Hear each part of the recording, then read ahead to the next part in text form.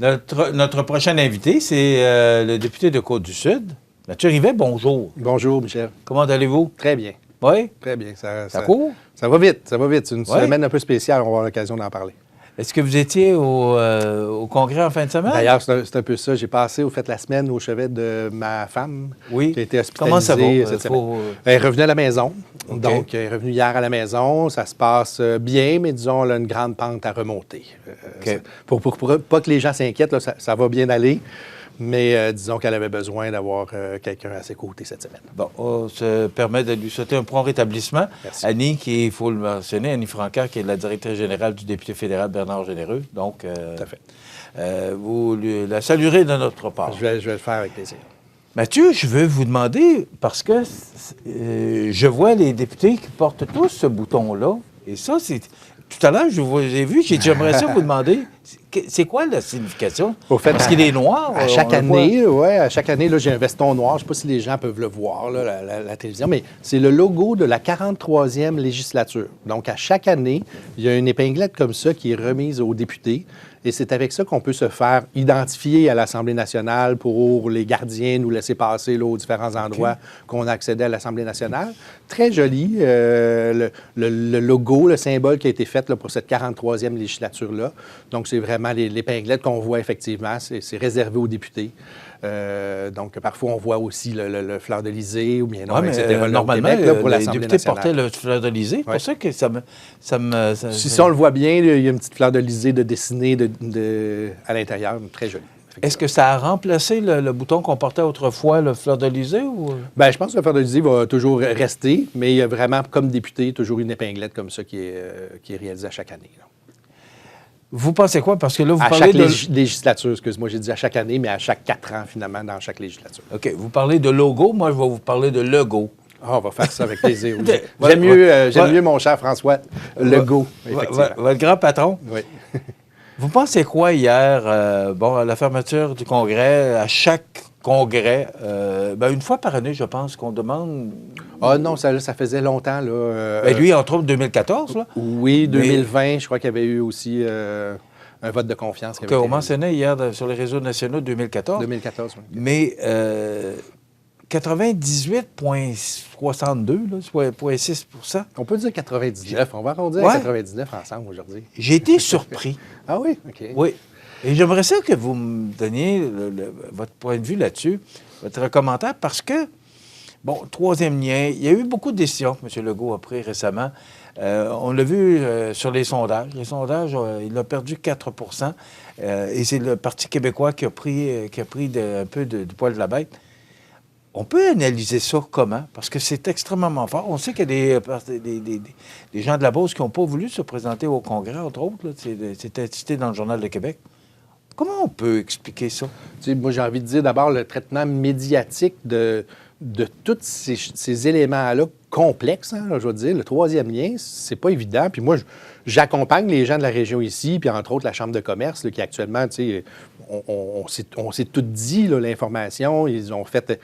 On comprend la déception. En même temps, il y a un volet que j'ai envie de dire un peu de courage, de se dire que lorsqu'on doit prendre une décision difficile, on a quand même la personne au Québec, en François Legault, on l'a vu dans la pandémie, on l'a vu dans le traitement. Est-ce que c'était le fun de se faire dire qu'on barrait nos régions, etc.? C'était des décisions incroyablement difficiles, mais qui ont été faites à la connaissance des informations qu'ils avaient à ce moment-là. Et la même chose pour le troisième lien, de se dire, on prend une photo, là, puis on se dit, ce n'est plus raisonnable de faire un tel projet.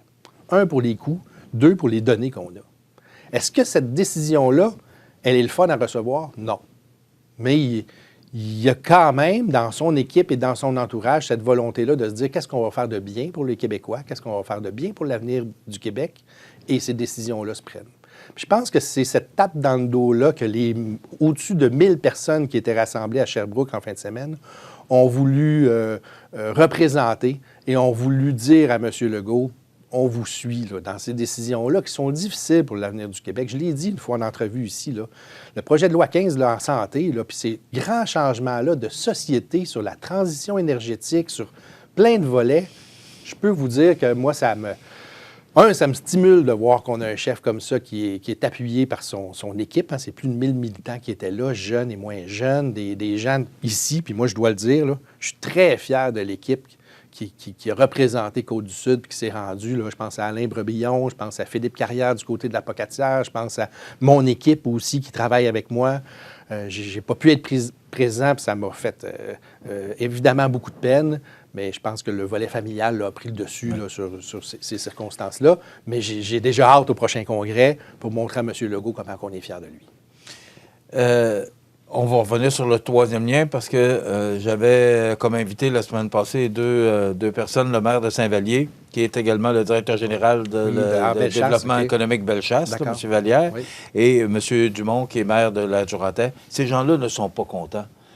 Et là, vous disiez que vous vous impliquez encore là, auprès de la Chambre de commerce de Montmagny et Kamouraska-Lillet parce que, il y a une alliance des chambres de commerce de Chaudière-Appalaches qui n'a pas l'intention d'en rester là. Qui est dirigée par Nancy Dubé du Kamouraska. Mais vous allez faire quoi, monsieur? Vous pouvez faire quoi, là? Parce qu'il n'y en aura pas, de tunnel. Je pense que la décision est prise. On peut être déçu, puis moi, j'accompagne cette déception-là. Mais vous pouvez faire quoi maintenant? Alors je pense que vous avez parlé de Bellechasse, là. Bien que je pense que les gens de Bellechasse, là, puis je pense à ma collègue. Mme Lachance, qui est députée, a organisé une rencontre avec Mme Guilbeault. Mme Guilbeault. Puis, si c'est nécessaire, on va le faire ici aussi. Là. Je pense que Mme Guilbeault, elle souhaite là, donner leur juste. Puis, moi, j'accompagne actuellement ces décisions-là, ces demandes-là. Lorsqu'elles sont articulées, qu'on souhaite les faire, nous, on va accompagner les gens de notre milieu. Puis moi, je l'ai dit, là, qui veut l'entendre, je ne suis pas quelqu'un qui va me mettre la tête dans le sable, puis parce que la Chambre de commerce n'est pas contente de quelque chose. Au contraire, là, on va prendre ce défi-là, on va s'asseoir ensemble. Moi, je suis leur représentant à l'Assemblée nationale. Je ne suis pas juste représentant pour ceux que ça fait leur affaire que le troisième lien ne fonctionne plus. Je suis aussi le représentant pour les gens qui sont déçus de cette situation-là. Fait que vous me demandez qu'est-ce que je vais faire.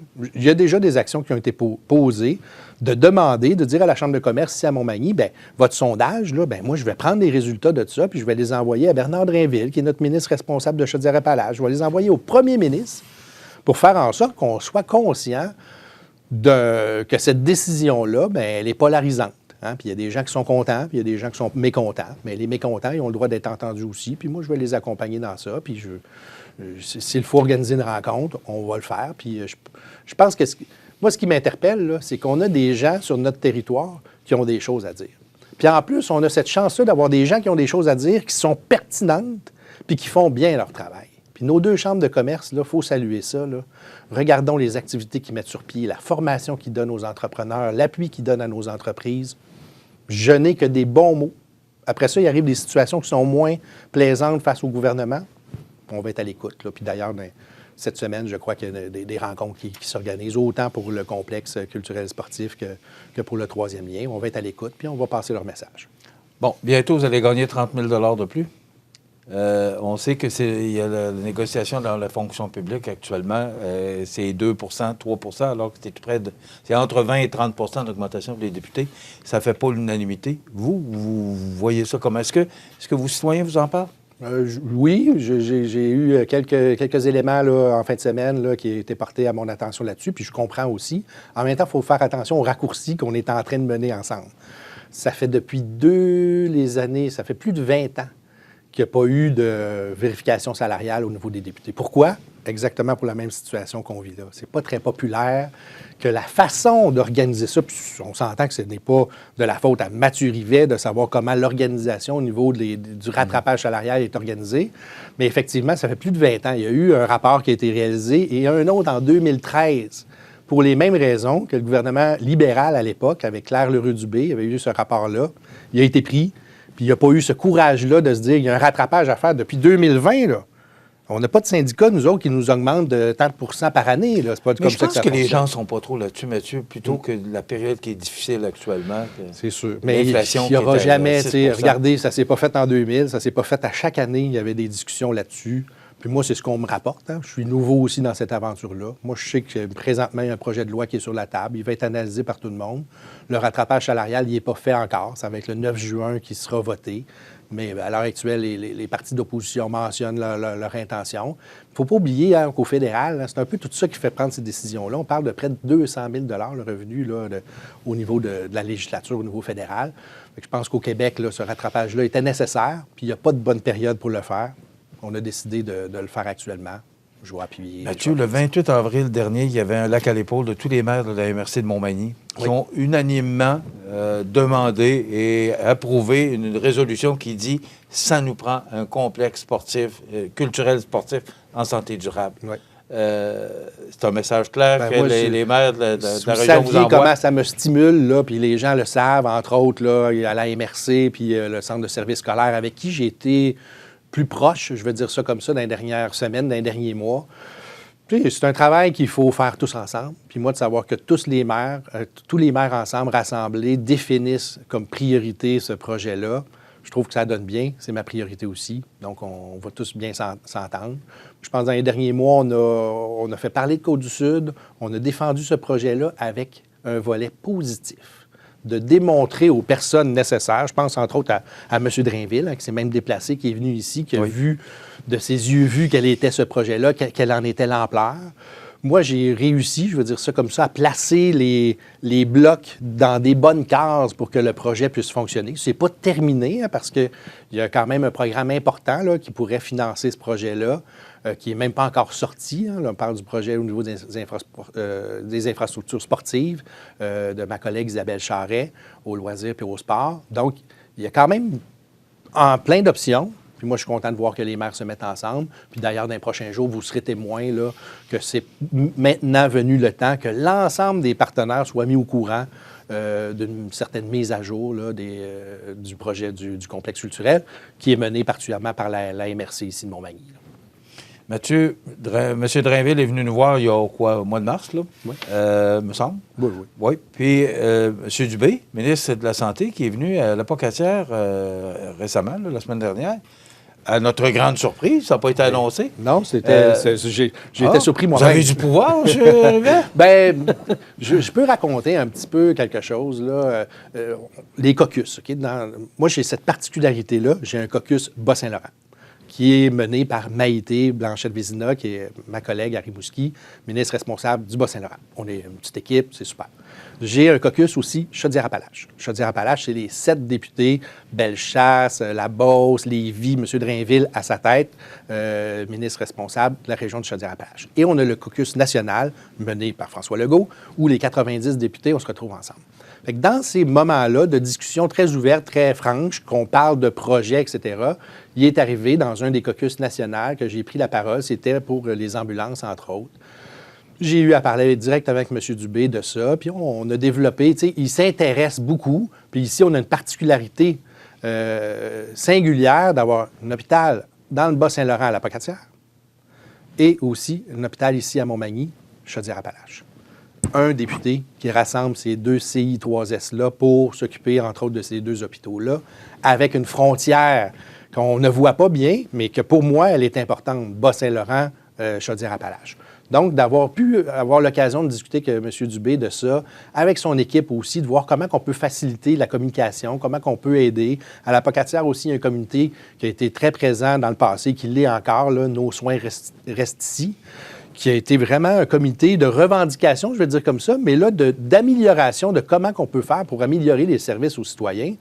Puis pour M. Dubé, c'est une richesse d'avoir des gens, entre autres des médecins, mais des gens de la communauté aussi qui s'arrêtent puis qui réfléchissent puis qui disent qu'est-ce qu'on peut faire pour améliorer. Pour lui, c'était une priorité de pouvoir les rencontrer. Il nous a offert ça. Il allait faire une annonce à Rimouski.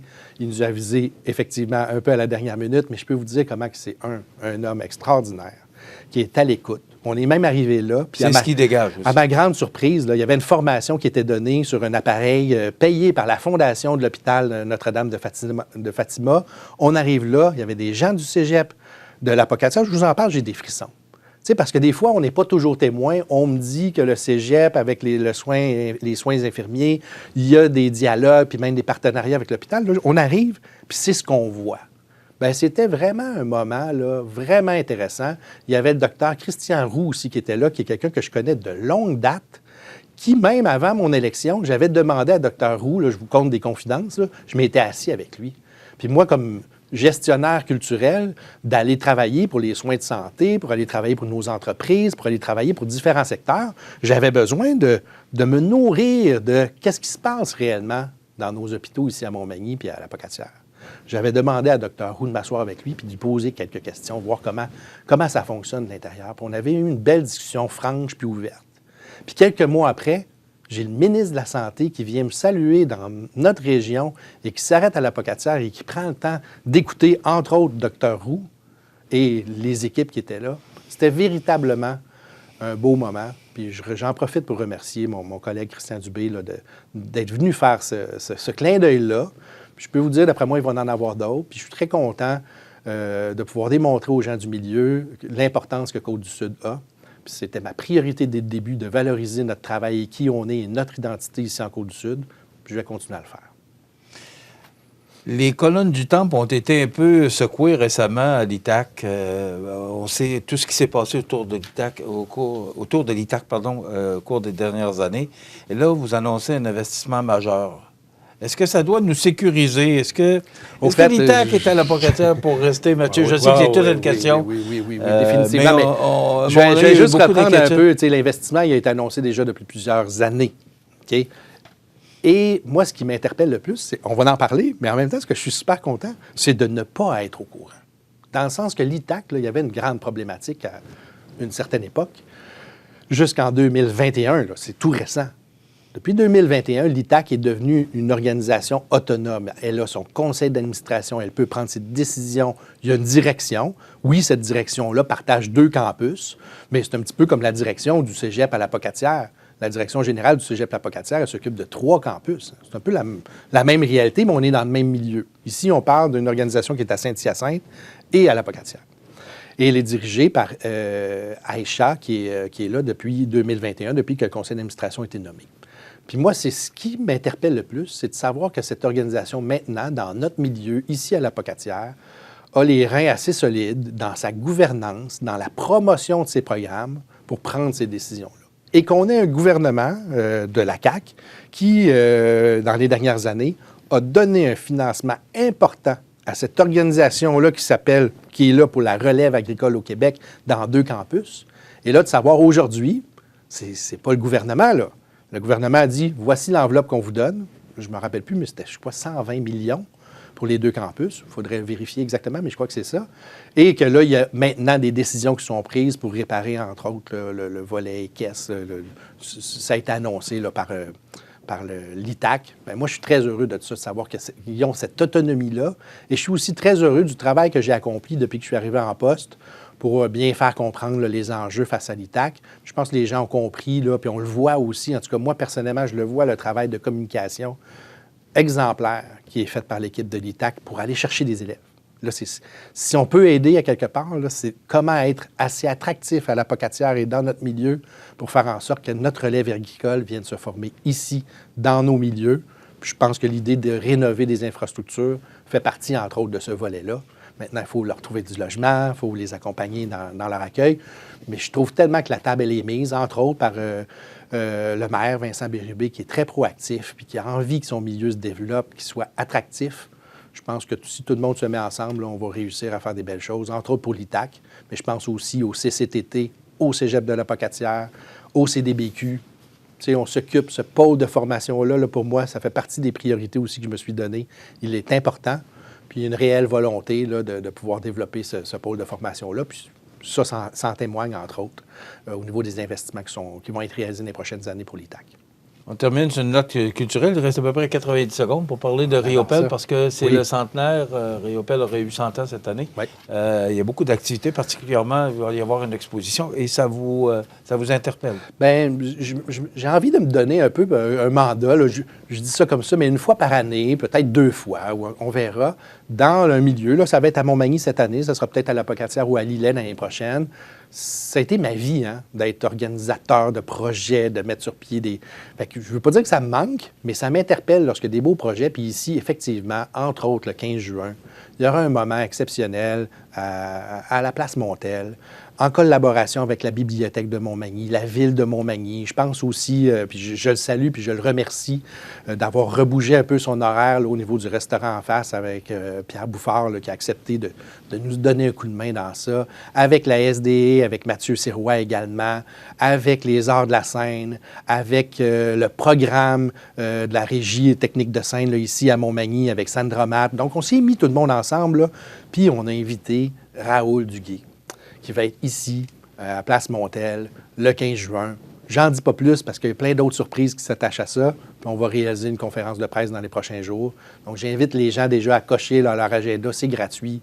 À venir dès 8 h le 15 juin, ici à Place Montel. Ça va être un bel événement à ne pas manquer, c'est sûr. C'est déjà terminé? Ça va trop vite, c'est incroyable. Oui. Pourtant, on vous donne beaucoup de temps. Mais quand même, je pense qu'on a passé au travers les sujets les plus importants. Tout à fait. Merci d'être avec nous. Merci. Et on se retrouve le mois prochain comme à l'habitude. Avec un grand plaisir. Merci. On commence à penser aux vacances? Des vacances qui vont être toutes particulières pour moi hein, parce que je travaillais 24 heures sur 24, 7 jours sur 7 l'été. Je suis un gars travaillant, mais je pense que cet été, ce que j'ai envie surtout, c'est d'aller à la rencontre des gens, de leur festival, des activités qui sont partout sur le territoire. Rendre ça un peu plus C'est ce que je souhaite faire. faire. Légère un peu. Exactement. Merci beaucoup, Mathieu. Un plaisir.